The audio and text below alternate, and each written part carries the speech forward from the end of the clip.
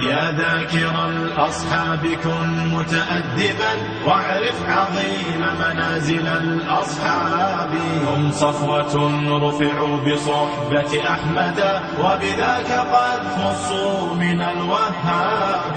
يا ذاكر الأصحاب كن متأدبا واعرف عظيم منازل الأصحاب.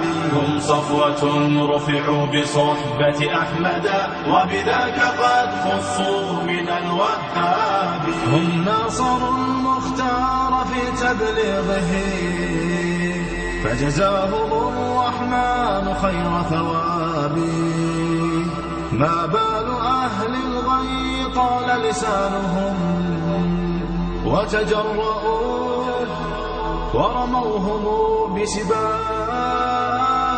سبوا خيار الخلق من لهم العلا ولهم مقام في ذرى الأحساب. من قبل صرح أعوج عن حقده في سب شيخ متق أواب. يا ثاني الاثنين في الغار الذي شهدت له آيات خير كتاب. واليوم قد صدع الخبيث بجرأة ووقاحة من سافل كذاب. هذا النبي محمدا في عرضه سيعمه ذل وشر عقاب.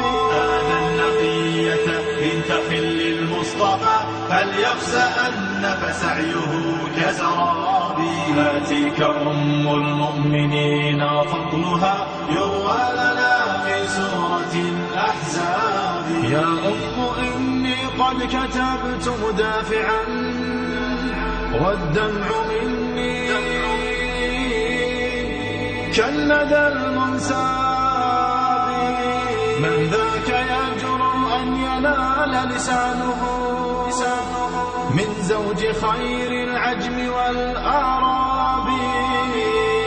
يا من زعمتم حب آل نبيكم أخلت جماجمكم من الألباب. تمشون في درب الضلال معتب قد أخفيت عثراته بضباب. يا ذاكر الأصحاب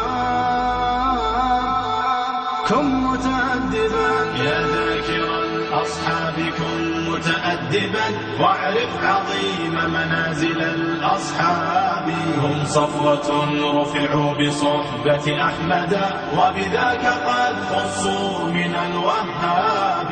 يا ذاكر الأصحاب كن متأدبا واعرف عظيم منازل الأصحاب. هم صفوة رفعوا بصحبة أحمد.